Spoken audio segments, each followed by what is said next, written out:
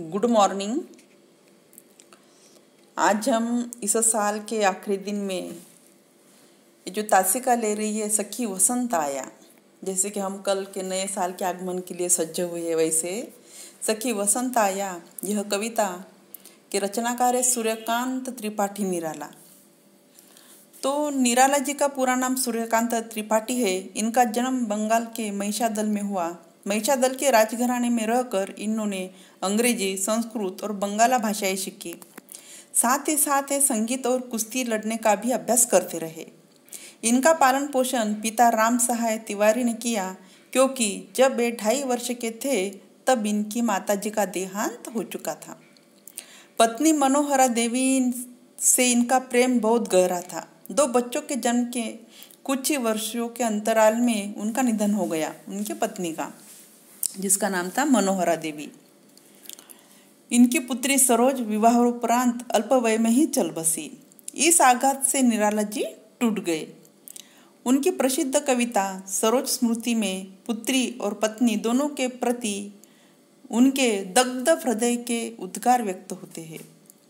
जीवन के अंतिम समय में आत्मविक्षेप का दंश भी उन्होंने झेला। इनके प्रमुख काव्य संग्रह यह है परिमल, अनामिका, अर्चना, गीतिका, नए पत्ते, तुलसीदास, कुकुरमुत्ता, अनिमा, साजस काकली आदि। यह जो निराला जी है, सूर्यकांत त्रिपाठी निराला, छायावाद के प्रमुख प्रतिनिधि कवि है। ये मुक्त छंद के प्रणेता माने जाते हैं। छंद की मुक्ति के द्वारा इन्होंने भाषा और कविता को मुक्त किया। इनके काव्य में छायावादी चित्रात्मकता के साथ साथ यथार्थवादी प्रगतिशील संघर्ष के उद्घोष भी है। लय, संगीत, नाट्य योजना के अनूठे प्रयोग है।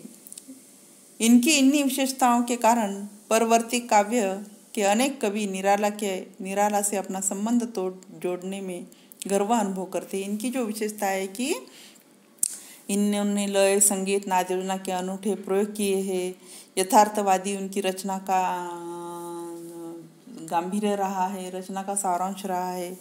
तो इसलिए उससे संबंध जोड़ने के लिए सभी कवि खुद को गर्व महसूस करते हैं, अनुभव महसूस करते हैं। यह जो उनकी कविता है सखी वसंत आया, इस शीर्षक से ही हमें ज्ञात होता है कि जैसे वसंत ऋतु, पतझड़ के बाद जो वसंत ऋतु आता है, नई नई हरियाली इधर उधर छा जाती, तो हमारे मन को भी कितना नयापन लगता है। बहुत ऐसी पुलकित मन होता है, आनंदित मन होता है, द्रवित मन होता है।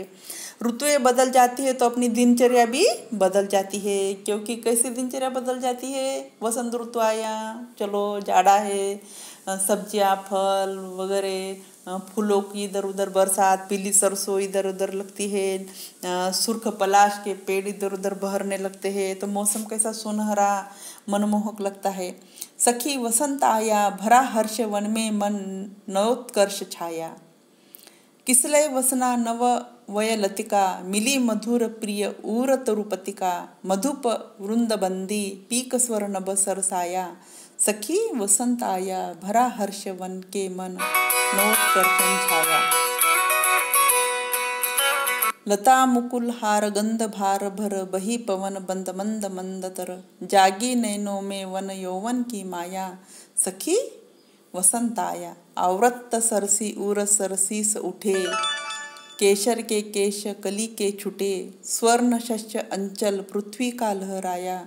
सखी वसंत आया, भरा हर्ष वन के मन नवोत्कर्ष छाया। सखी वसंत आया। तो इस कविता के माध्यम से निराला जी ने यही बताने की कोशिश की है कि ऋतुएं बदल जाती है तो दिनचर्या भी बदल जाती है। पहले ऋतु का बदलना हमारे जीवन में प्रतिबिंबित होता था। पतझड़ के कारण पेड़ों पर सुनापन आ जाता है। सावन के बाद जब उन पर नए पत्ते और फल फूल खिलते हैं, उसी से मैं समझता हूँ कि वसंत आ गया है। इस मौसम में विभिन्न प्रकार के फूल खिल जाते हैं, जिससे माहौल कैसा हो जाता है? रंगी बिरंगी हो जाता है। वसंत ऋतु के नवजीवन की पलक जगाती है, पुलकित होता है। वसंत पंचमी के साथ साथ प्रकृति का रंग भी सब तरफ बिखर कर सामने आ जाता है। प्रकृति का अनूठा सौंदर्य अगर हमें देखना है तो क्या करना होगा? हमें वसंत ऋतु में रम जाना होगा। वसंत का आगमन यानी कि जब वसंत ऋतु में आम की मोहर आ जाती है, मंजीरियाँ आ जाती है, तो उसकी गंध पाकर ही कोयल साल भर नहीं गुनगुनाती, लेकिन कू कू नहीं करती, लेकिन जब आम की मोहर आ जाती तो कोयल क्या करती है, कूकने लगती है। वसंत का आकर्षण है जो मनुष्य को ही नहीं बल्कि संपूर्ण जीव जगत को भी अपने मोह पाश में बांध लेता है।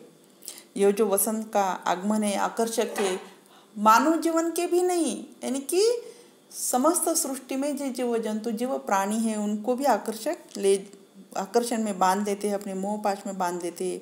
पीली सरसों, नीली अलसी, पलाश के फूलों का ये मौसम आया तभी समझ में आ जाता है कि वसंत आया है। और जब ऋतुएं बदल जाती है तो हमारी दिनचर्या भी बदल जाती है। ऐसी निराला जी की कविता है, पंक्ति में बहुत ऐसा गांभीर्य है, मार्मिकता है, यथार्थता है, मनमोहकता है, निसर्ग के प्रति प्रेम है, अनूठा सौंदर्य का आनंद हमें लेना है। आनंद कहाँ है? यही है, भौतिक चीज़ों में नहीं आनंद, निसर्ग में ही आनंद छिपा हुआ है। इसको हमें क्या करना है? खोजना है। खोज कर क्या करना है? उसमें रम जाना है। रम कर ही हमें हमारे मन को पुलकित करना है।